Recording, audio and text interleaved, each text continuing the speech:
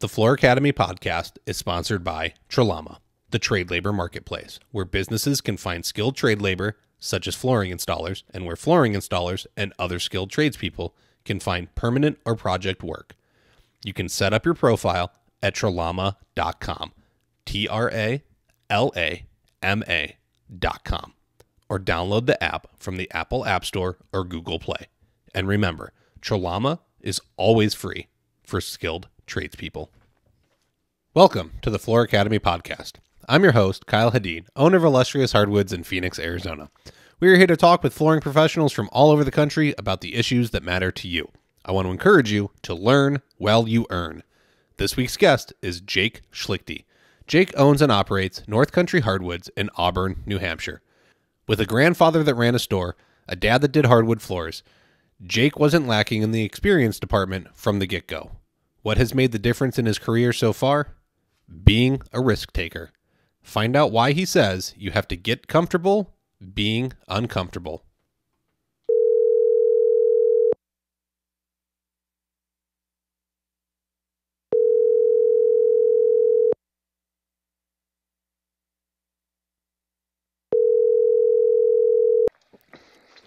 Jake Schlichte, are you on the line? I am. Awesome. Welcome to the Floor Academy podcast. Yeah, thanks for having me, Kyle. You're welcome.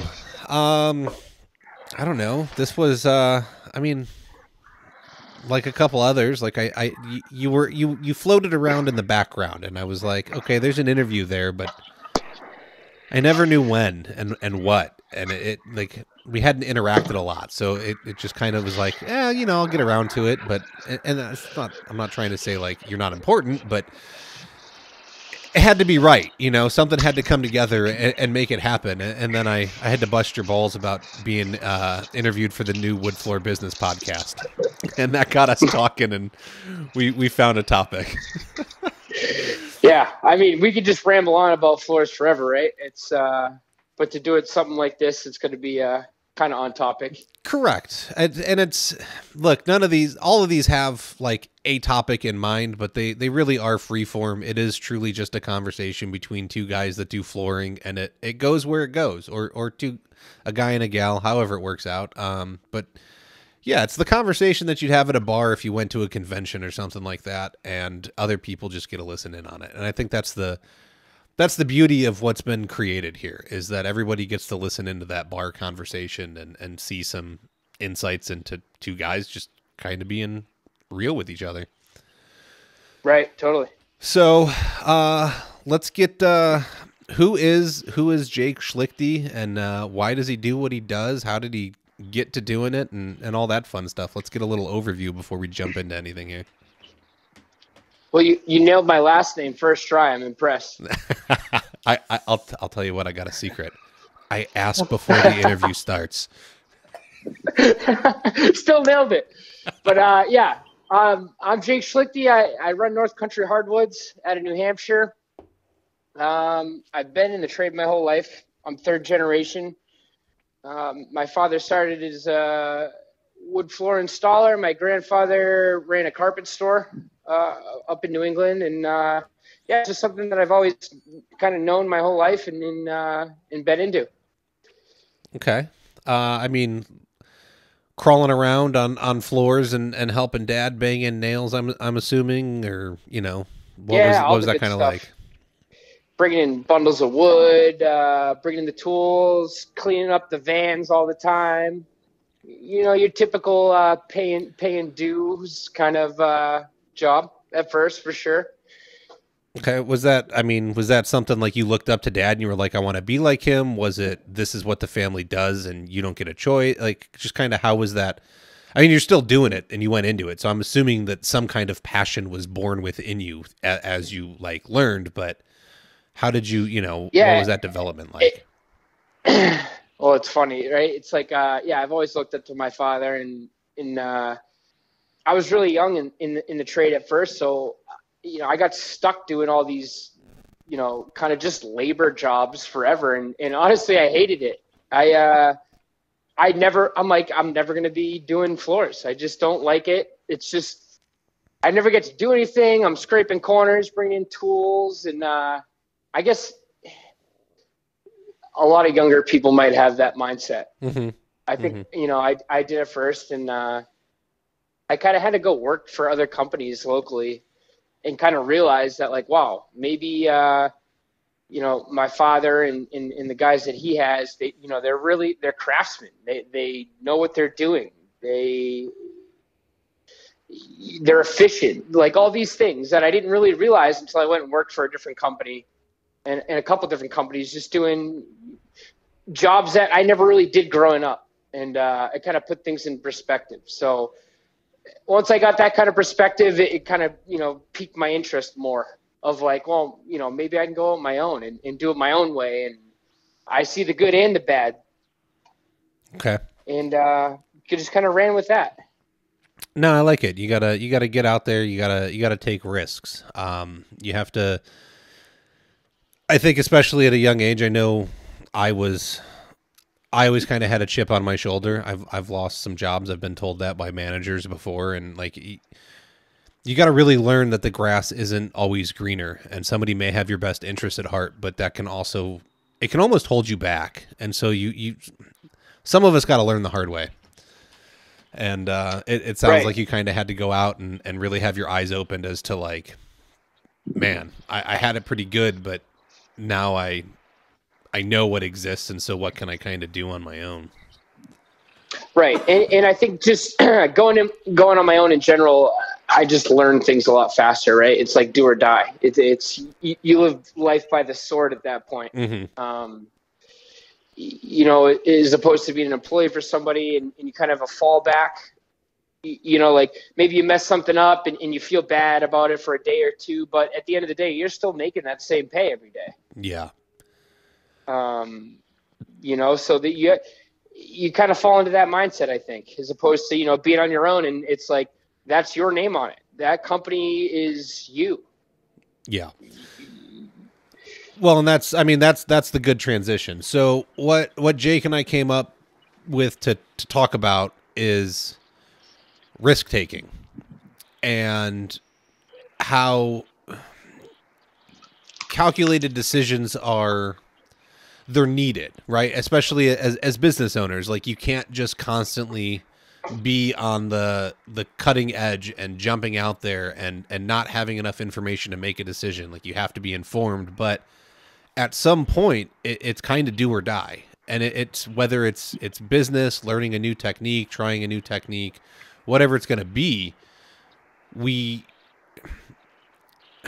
you can't always stay in a safe zone.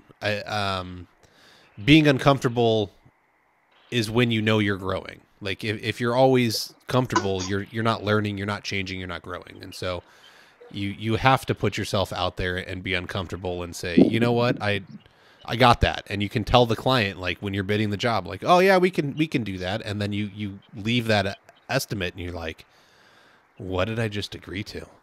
Oh man, what am I going to do now? Yeah. And like you said, feeling uncomfortable, like you have to, it's funny. I always say you have to feel comfortable feeling uncomfortable. Mm-hmm. Like, cause like you said, you don't grow unless you're uncomfortable because you're put in a situation you've never been put in before. And if you don't strive to put yourself in that situation, then you're always going to do what you've always done. Sometimes I feel like I look and I'm like, am I comfortable doing this job day in and day out? Am I happy with this? Am I making the money I want to make? Am I doing the work that I want to do? If not, then something needs to change. Whether that be, taking a risk on a procedure or maybe a finish or something that you've never used before, or laying a pattern on the floor or selling a different species or all these different things that add up. And anybody that you see online doing, X work, they started from that same spot too at one point. They sold a job that they had never done before. They sold it and they figured it out because they had to. And that's what progressed them to be that company that you now see. That just kind of always stuck with me. Every time I see people posting stuff online and I'm like, wow, that's incredible. Like I've never seen something like that before. it just piques my interest to want to do more. How can I push this? How can I do something different? Or, or just simple as try what they tried. Yeah. I think the online community is an interesting place because it can really, if you delve into it, you can see so many things, and you can see how people are running their businesses. You can see what they're doing creatively within the craftsman world of it. You can see different processes, right? Like, I mean, breaking it down for sand and finish guys, what can you do? You can you could 36, 60 something and slap some finish on it and call it a day and charge $1.85 a square foot. And there's guys that run that business model. Is it good? No, but do homeowners buy it? Sure. Right. And you can see the results, and then you can see people that are investing thousands into these new planetary sanders and the floors that they're putting out. Was it you that had the floor that was too flat? Somebody had a floor that the client was complaining it was like too flat and perfect. I haven't had that before, but I do know what you're talking about. It's going to look like wood still. It can't look like sheet vinyl. Hey, there's nothing wrong with plastic. I mean, I'm a sand and finish guy. That's my bread and butter. Yeah, no, I get it. So it's you opened a business. If you're out here running your own show, then you've already taken a huge risk because you've said to yourself, I believe that I can provide for myself, that I can go out and not only market myself, I can sell myself, and then I can deliver on what I did. So why wouldn't you take the risk of trying to add new things that could make you more successful and more profitable? Definitely. I mean, I started out in a piece of junk F-150 pulling behind an 8-foot enclosed trailer, working by myself. That's how I started. And I did these jobs that maybe nobody else wanted to do or did them for less money. But eventually you get that nice job, and you advertise that job online. You push that. Like, you charge maybe a little bit more money. You do a really nice job. You get referral bases from that. The more contacts people that you get with, you want to build the brand you want to do. You know what I mean? I see a lot of these people advertising for so cheap online, and that's all you're ever going to attract is cheap work. Yep. And going back to social media, it's such a great platform because you get to see so many different things, still things that I've never seen. I remember the first flooring group I got into, it was like 6 years ago, a hardwood flooring page from Danport too. And, man, that just changed the game. Like, it opened my eyes to what everybody else was doing around the world, as opposed to just one little town that I'm from. And the wealth of knowledge is just, if you reach out to 90% of guys online, they're more than willing to help you out. And I think that's a great avenue, great networking. It's a good community of guys, and you can learn so much. Yeah, it is. I think that the people that have found the online community are generally very, very giving. They want to be involved. They want to be there. And a lot of them have been through it. I mean, there's a great variety in age ranges, and there's young kids that are just starting out, and then there's the quote unquote old guys that are mostly retired. They've moved into rep roles, or maybe they're still at it, but they're there and they're willing to share. They're willing to help you take some of that risk out of this new thing you need to try because they've been there, they've done it, and they're willing to help you upgrade your skills in a quicker way. I mean, I can honestly say that June is 6 years of me being in the flooring industry.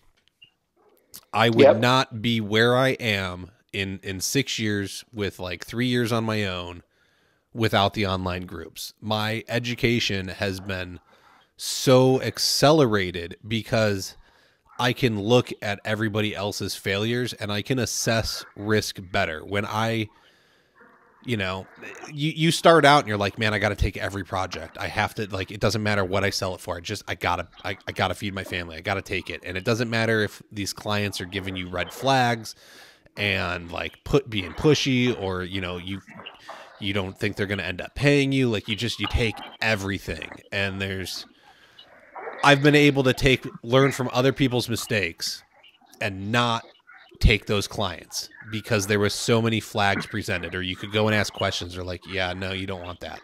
Like, don't even get involved.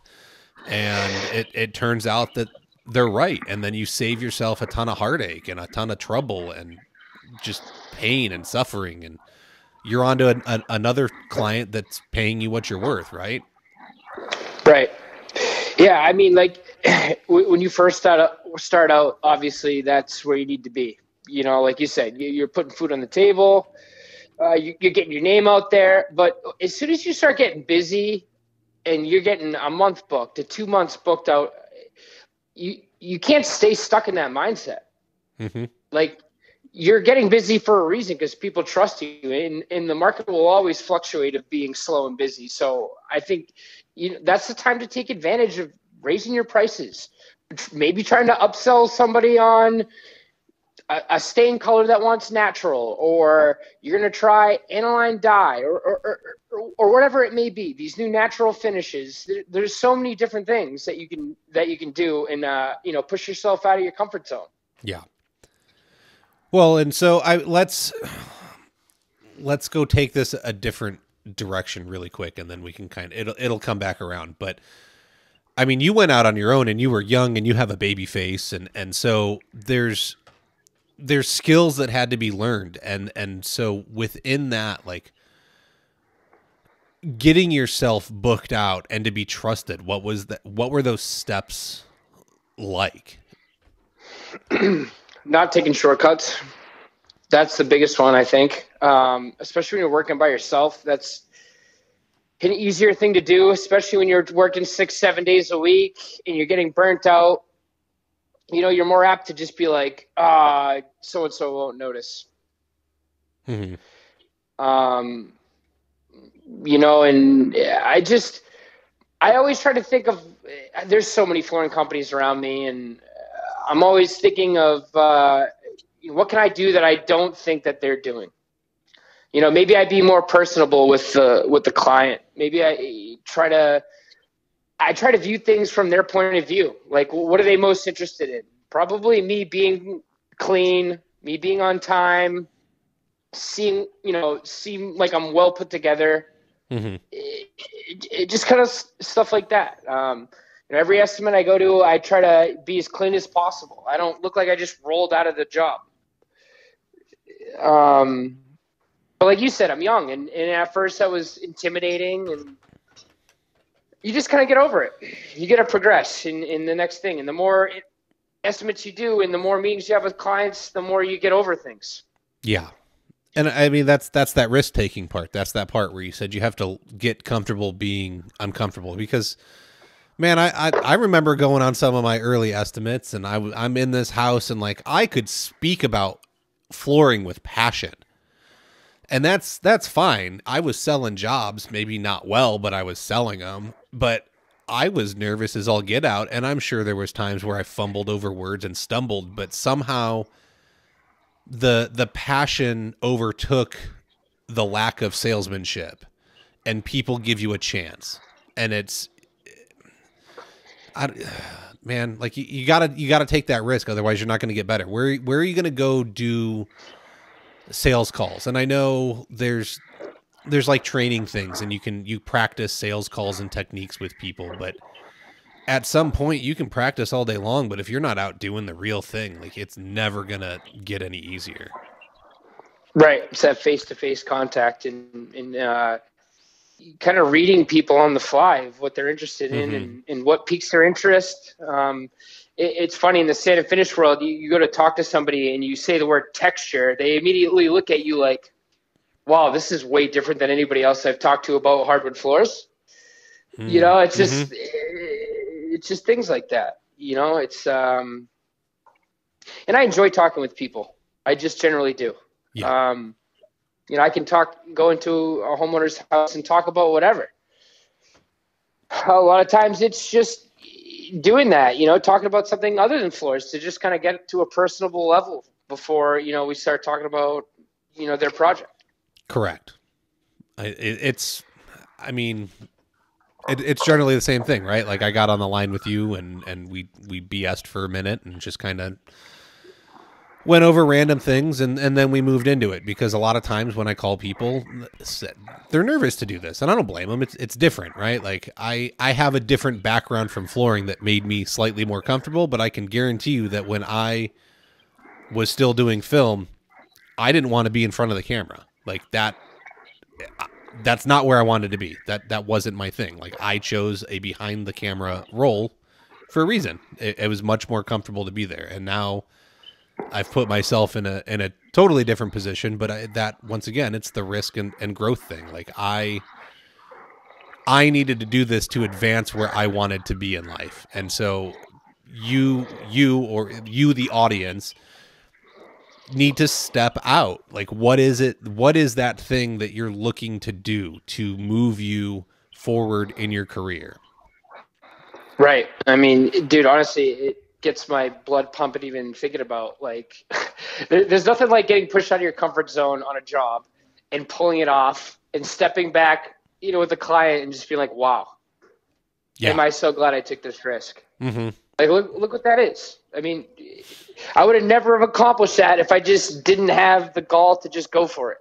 Well, and how many times have you done it to yourself? Or, I got stuck in a position once where the GC on the project was like, yeah, no, you can do it. Just go do it. And I was like, but, okay. And I ended up doing it and it looks great. And now I sell the skirting on, it was for putting skirting on stairs. And I was just like, yeah, no, I don't like, I don't, now I upsell the heck out of it. And I'm doing it on like every set I sell, but it adds an amazing like margin to my jobs to put more money in my pocket. So thank him. I can thank him for improving my business and me as a professional, but somebody had to like force that situation. So right. Have you had that happen to where like the GC or the client was just like, yeah, I need this done. And you were just like, okay. Yeah, I distinctly remember this. So I sub for a carpet store doing their sand and finish. They didn't really have anybody doing sand and finish, but they got calls for it all the time. Mm-hmm. And we did this job for them. It was like 1,600 feet of plank install. It was one of the first plank jobs I ever did. It was only 5-inch, but still 1,600 feet. And at the time, I just had a part-time guy working for me, and they wanted Rubio Monaco. And at the time, I never even heard of it. So talking with a couple local guys, there was a guy down the street that actually did quite a bit of it. So I told him, I'm like, look, the next job you have doing Rubio, applying it, I'll come out and work for you for free. Whole day. I'll do the whole job, do it for free. And he said, yeah, sure, great. And I came out there and helped him. And, man, I'll tell you, by the end of the day, I'm like, I got this. I can do this. And that's kind of the first time I was like, I just took a chance and went for it. And shout out to Darren Hudgens out of Sandown. I still talk to him almost every day, shoot stuff back and forth. And there's so many different finishes in sand and finish. You would never know about if you didn't reach out and network with people. I feel like, especially even just going to like distributors, they only carry so much. You never know. Yeah, and it depends on which one you go to, right? This one's going to carry Bona, and this one's going to have Glitza, and this one's going to have, man, I know more finishes than that. Duraseal.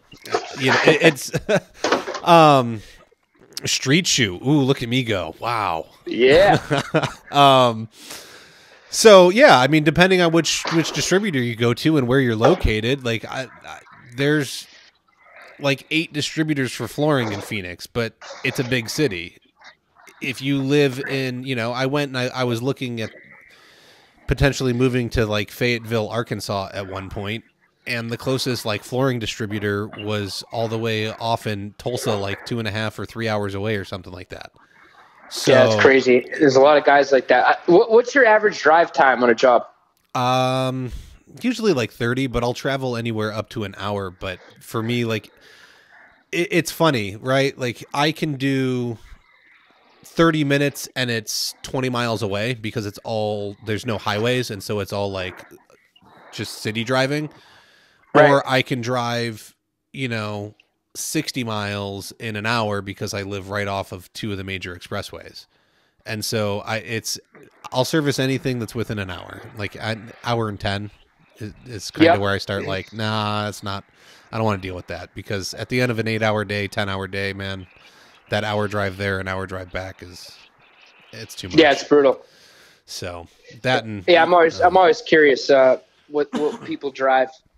Yeah, I generally stay within 30 minutes, but occasionally, right? Like my schedule didn't have anything in it. The job that I did this past Monday, Tuesday was a 40-minute drive there in the morning because there wasn't any traffic. There was really messed up traffic on the way home. It took an hour to get home. And it was on the opposite side of town. Like I never work on like the west side of Phoenix.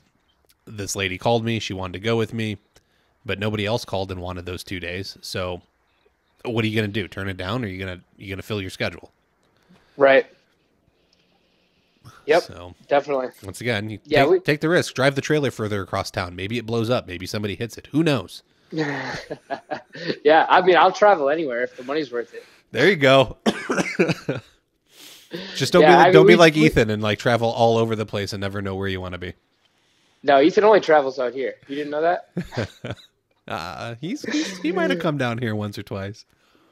No, he does. He's a good kid. Yeah, I mean, my average drive is probably about an hour. Okay. I'll drive an hour, but for something substantial, something that's going to, at least block up my schedule for a good week or even stay somewhere.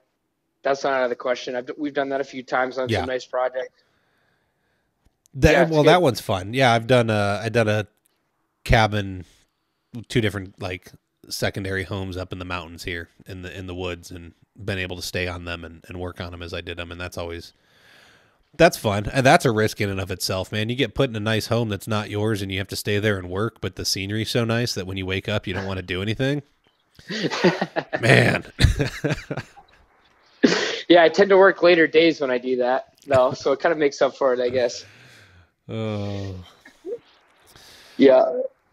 Well, what else? I mean, how's you have crews now, right? Like, well, or at least you have guys working under you? Yeah, I got a third guy.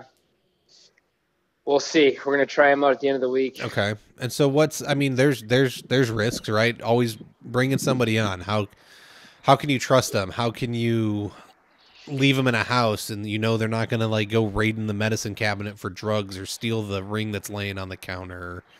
I mean, I think Hardwood Floor Business just put out an email with like all the like silly things where like law enforcement had to get involved and some guy like stole a pair of underwear. Like, why? Yeah. Why? Insane. Crazy.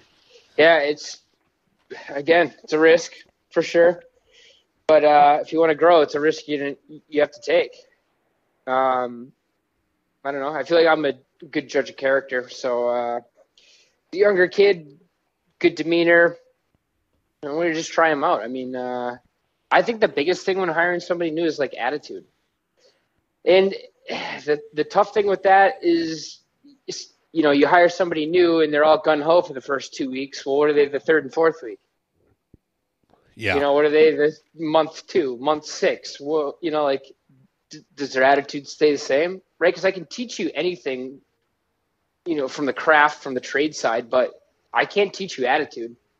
Yeah. The guy that I have working for me now is super quiet, but he's just really skilled and enjoys working with his hands, and he's great.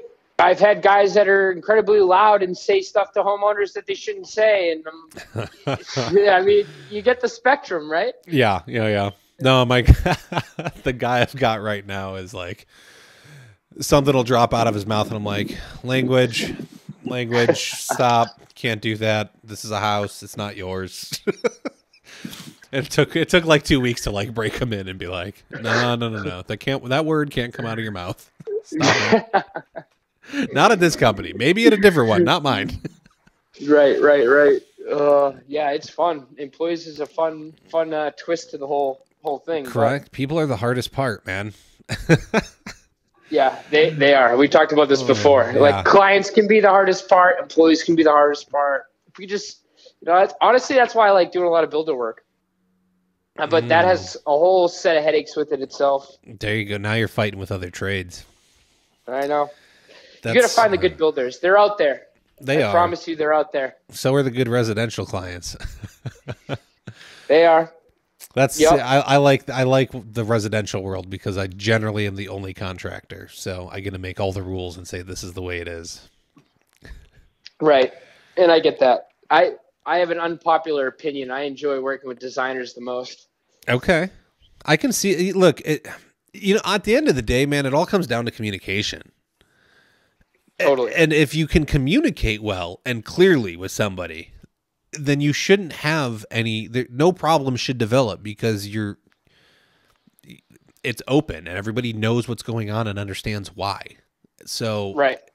Sure, designers can be a pain, but if you can find a designer that actually respects you as a craftsman and a tradesman, and you can break down like, I can't do that for you, or we can do something similar, but it has to work like this, and they're willing to work with you, it can be a really beneficial relationship. Totally. And don't get me wrong, we battle with plenty of designers. I just battled with one for about 2 months about gluing plank to concrete on the ocean, and they wanted it solid. It's just, it's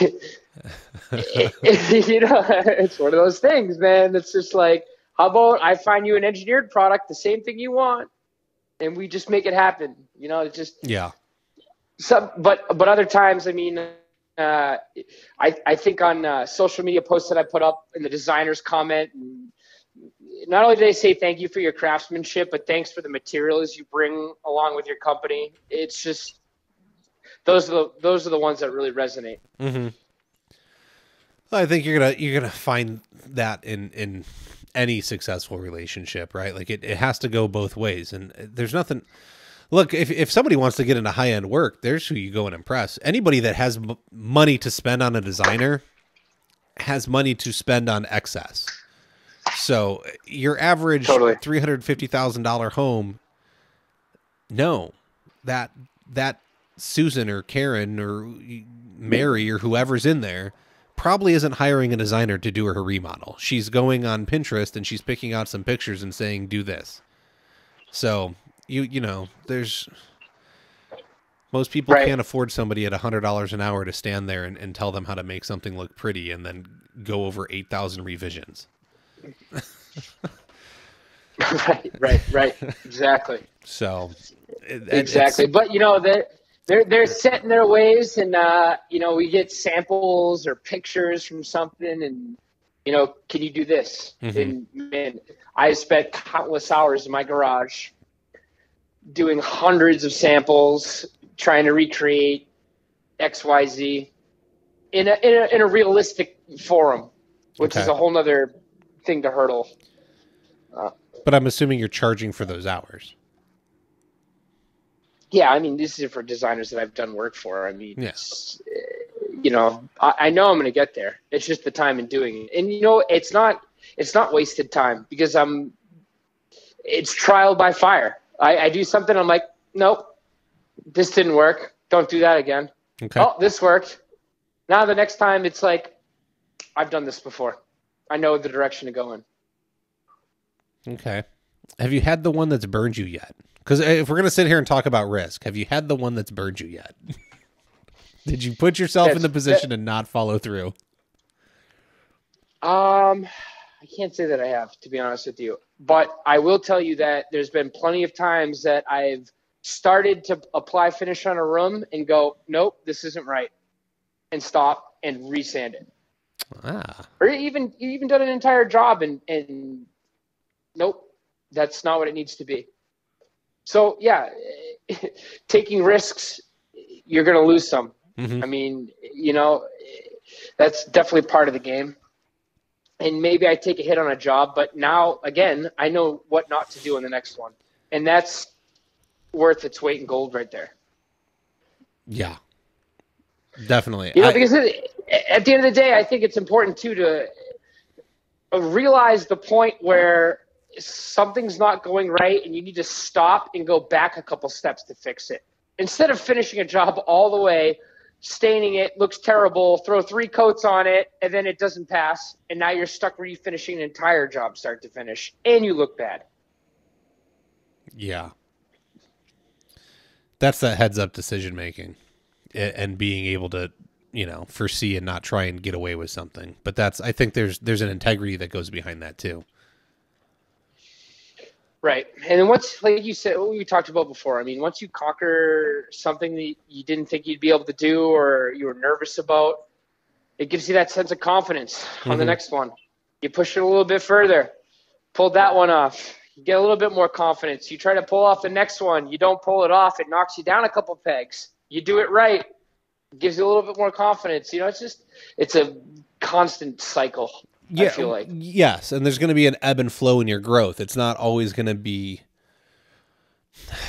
when something's new, right? Like your learning path is very accelerated in the beginning because it's new, it's exciting, and then it tapers off towards the end because you're learning higher level skills. They take more time, so you have to keep that in mind too. Like it's going to take you some time to get things nailed down as you progress throughout your career. I want to point out that right. I want to say it was the first guy that I worked under. I believe his grandpa taught him. And, you said, like, I can catch something early and make sure that, if I got to resand now before I have all the finish down, I can do that. But his grandpa told him, charge enough to do the job twice. So there you go, people. Charge enough to do the job twice. That way, if you screw it up, you're still not broke. Yeah, I mean, it happens, man. I've been there. I've done floors till midnight. I've been there. It happens. But you just gotta, it's part of the growth. Now, do I want to do every day like that? Absolutely not. I don't even like working on the weekends, man. I don't even work on the weekends. You need your time off and away from it too. I think that's important. You need your outlets kind of shut off for a while. Otherwise, I go crazy. Well, you can't be stuck processing it all the time and going all the time. Like you have to. We're made to rest. I mean, we're made to work, but we're made to rest too. You got to be able to step away and take some time off and recoup and let everything kind of calm down so you can go and attack it again. I love this trade, and I always will, but. I work to live. I don't live to work. I think that's pretty important. Yes. So what's the journey been like? Are there, like, as you've advanced your skills, has there been any like certifications? Are you involved with any of the, like IWFA, NWFA, doing any of the sanding classes, or are you just wherever I can pick something up, that's what I'm going to pick up, and then I'll go out in my garage and try it until I can make it work, and then I'll put it in the house? When I first started, I took every class any finish company would offer. Probably did 3 or 4 in the first year. Okay. And I met some great people. Like the networking alone on a trip like that is worth it.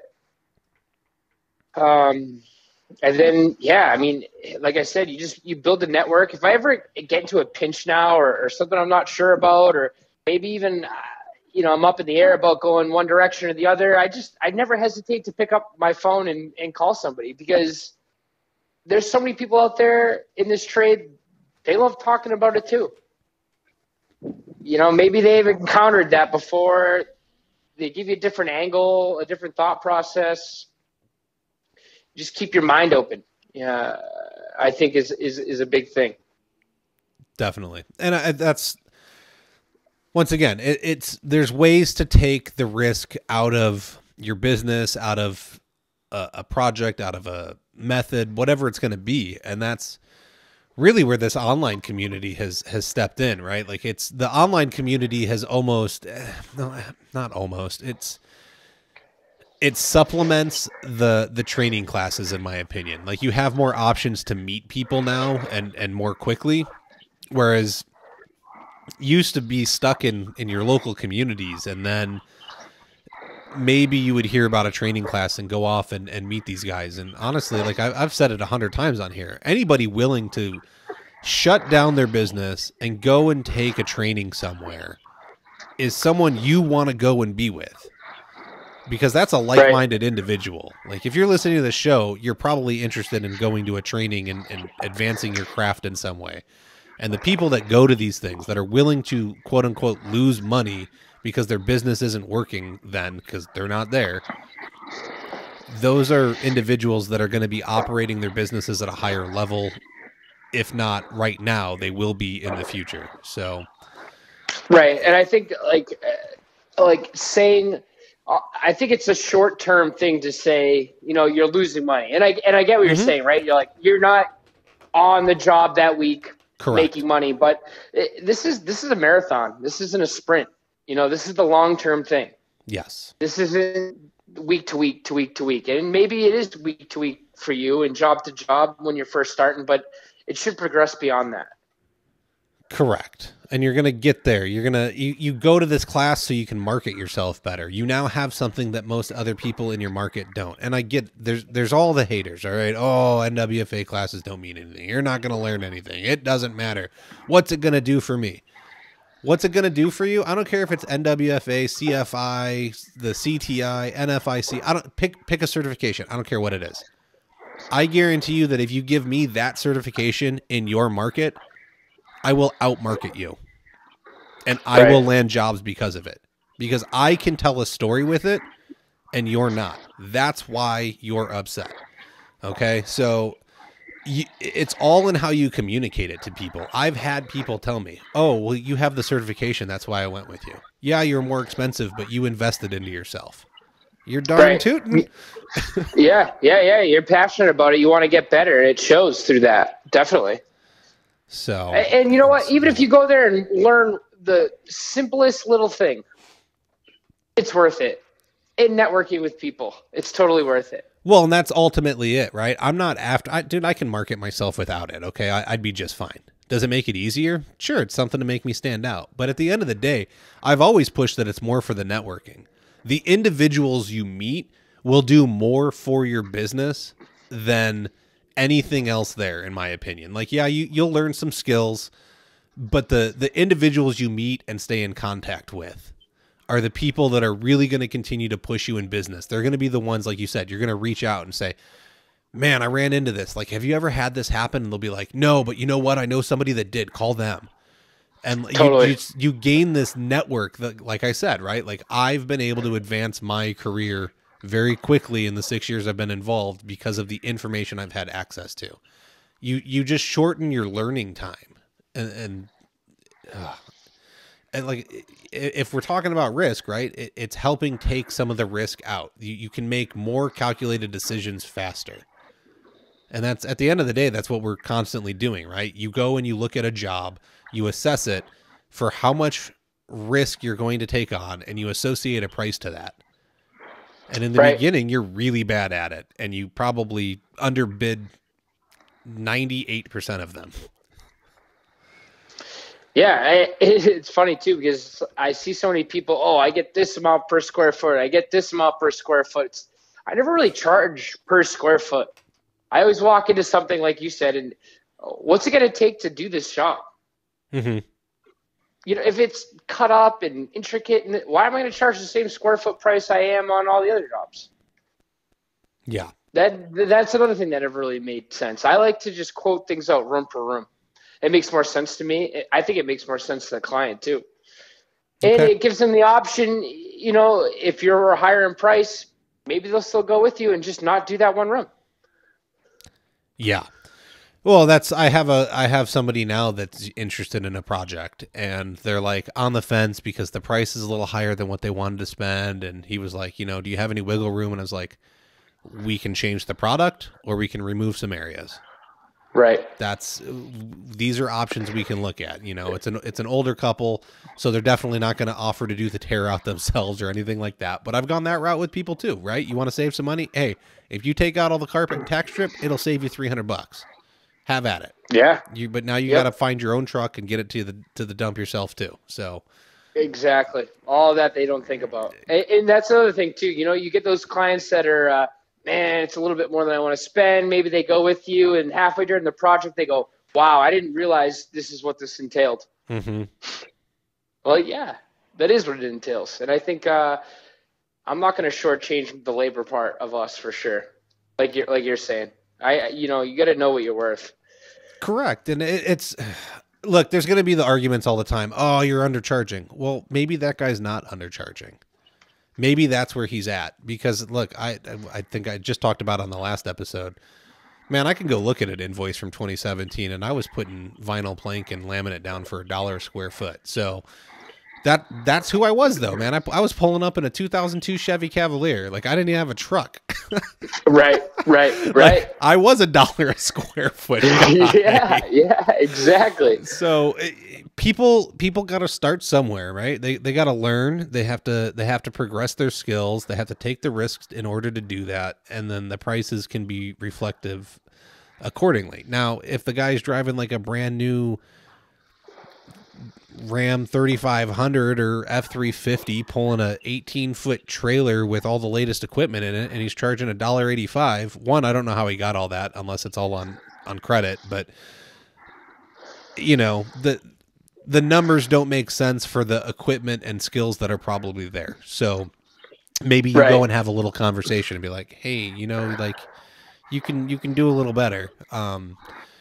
But you also, you need the low ballers. You need these guys that are going to go out and screw things up, because how else do your skills stand apart if there's nothing horrible to compare it against? If everybody looked top notch, if everyone was a Lenny Hall or a Mars, like seriously, how do you charge top notch dollars for some of this art they create if everyone's producing it? You can't, because it's a commodity. Right. Yeah, I mean, you'll get those people. I keep having the same run-in with the same client who I worked with from the beginning, bought the wood from me, then decided that she's going to have her GC do the install. And then her GC's got some guys that sand floors sometimes, and they did 2 rooms, instantly stopped them. No, this is not what it should look like. And so this is 6 months ago, and I just got another message today. Her painter tried to do stain a brand new set of stairs. She stopped him. I'm like, what are you going to learn? Just hire me, right? Yeah, right. Just give me the call the first time. Like, how many times? It's cost you more to have me save it. I know. Sand it all off and redo it again. Now at my price. Now, does she have you coming out and bidding it, and then she goes with the lower bid every time, or does she just not have you bid it and she just calls you to save it? She just calls me to save it. You should start presenting her with 2 bids and say, look, this would have been the price had you called me, and this is the price now because I have to save it. Too funny, man. It's too funny. It's the people part of it again, right? Correct. They like to take risks too. Yeah, they do. Uneducated. Yes. See, my ideal clients are the ones that have been burned by contractors in their younger days, and now they just want the guy that, like, I don't care what it costs, just come in and do it and leave me alone. Those are the people I like. They're my favorite. Yeah, they feel comfortable with you because you come in there and you present yourself, and they feel comfortable with you. Mm-hmm. That's an important part. I like that too. Well, it goes into, I mean, there's there's one of the huge learning curves is when you get out there and you actually got to start bidding the job and you're not on someone's payroll and just showing up and running a tool, is that you got to build rapport with people. You have to be able to go in and understand them and find their problem. Like, look, you can talk about your process all day long. I'll tell you what, they don't care how it gets done.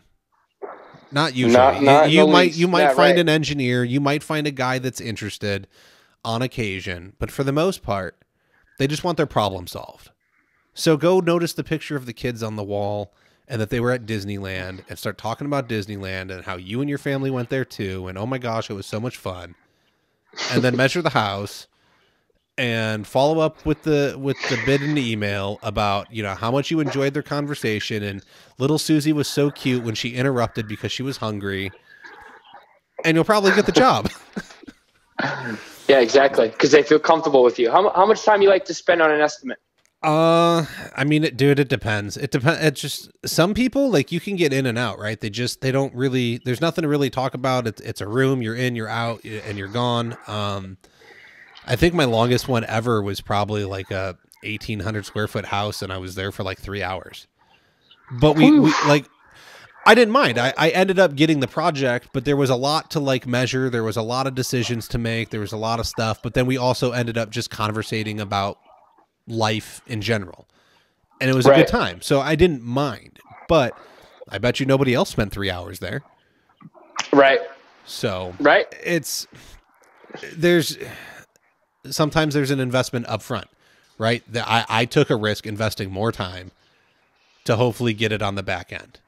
And sometimes you do that, but I would say I'm generally somewhere like, if it's a larger project and it's not just a room or two, I'm usually there like an hour. But at this point, I've changed what I do this year, and I no longer go on estimates. I only go on consultations. So you get numbers over the phone. If those sound good, you are giving me $50 for when I come out to compensate me for my time. And I've only had one person balk at it, and another person, that person that's trying to decide if they actually want wood or not. So everybody else has been like, yes, you're the guy, we're going with you, and I can leave with a deposit check versus the $50. Interesting. I like that. Yeah, go back, listen to Joshua Crossman's episode. Free estimates with a bunch of question marks after it, because that's where it came from. It's not mine. It's not his. Other people have been doing it. But look, if you know your numbers, right? Like, how many rooms do you have to sand and refinish before you know that, like, on average, this is your price? And I understand that you were saying, right, like, you take it room by room, but a kitchen's going to be this much of a pain, and they generally run this much, and so on and so forth. And if somebody tells you, look, I want to refinish 1,800 feet, you probably have a number in your head, at least a ballpark, right? Yeah. So that's what they get. Definitely. I mean, I give if it's anything under 1,000 feet, for sure. But like you said, if it's over 1,000 feet, I know it's a bigger project. I'll throw some numbers out over the phone, see how they react to them. Yeah. But I always get weary with the homeowners calling and asking square foot price right off the bat. Like, they're just price shopping. Not as much as you think, man. To be honest, a lot of people don't know what to ask, and that's the only thing they know to ask is what's the price. So you got to fish, right? You got to find out why they're calling you. What's the problem? Yeah. I think it's when it's specific to square foot. I feel as though they've talked to somebody else, but I mean, maybe that's not always the case. I'm telling you, it's usually, they just don't know what to ask. And even if the other guy did tell him a square foot price, it doesn't matter because he only answered that question. I constantly have people call me, well, hey, I wanted to, what's it cost to install some vinyl plank? And I'm like, well, that's only part of the equation. Do you mind telling me about your project? And then they'll go into, well, I've got 1,000 square feet, but we're looking to do the bathrooms and the kitchen. And, I got a really big dog, but it pees everywhere. And so, like, ask a question, shut up, listen, and they'll tell you all their problems. And then you can solve their problems. And then it doesn't matter what the price is, because now you're solving problems. Right. So it's I don't know. It's interesting in that you can learn a lot by just getting them to come outside of what they initially called for. They called an expert. And that's, I think a lot of us sometimes forget, especially early on, is that they called you because you're the expert, and you have to remember that and be the expert. Excuse me. And so it's much easier to be in a position of authority when you can keep that in mind. You don't have to like second guess yourself. You don't have to question what you're telling them. Like you know that this is what you do. So that's what you know. Now relay the information to them. Like I know that a vinyl plank job is going to cost me $9 to $12 a square foot, but that gives you $350 to $450 in product allowance. It's going to entail getting the current flooring demoed. We'll remove and dispose of the baseboards. We're going to lightly prep the floor to get it clean. We'll put down a plastic vapor barrier. We're going to install it. We're going to install and caulk new baseboards. We'll put in any transitions. We're going to move appliances, and we're going to pull and reset any toilets. It doesn't include any major floor work. So if you have a crack in your slab or low spots, I can't bid that until I can see it, and I don't move any furniture. If you would like me to move furniture, I can add that to the bid. Interesting. That's it. And so if they tell me they have, 1,000 square feet and it's all tile removal, you're at $12. So you're probably actually closer to 11 to 13. So I'll tell them it's $11 to $13,000. If it's all carpet coming out, they're probably closer to 9. So they're like, you're 8 to 10. If we can talk more, and they're like, oh, hey, I want you to come out. Well, I'm happy to come out. I charge a $50 consultation fee, and I'll come out. We'll talk. I'll bring any samples you want to see with me.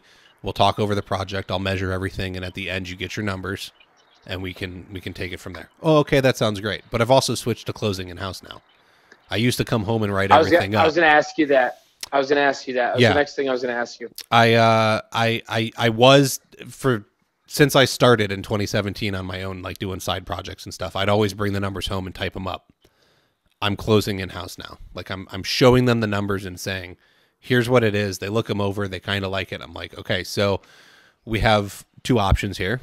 We can do the $50 consultation thing, but if all this looks good and this is what you were thinking and you want to move forward, I just need to check in the amount of the materials, and, that'll get you a spot on the schedule. We'll get all the materials ordered and delivered, and, we'll go from there. And most people are handing over a check, dude.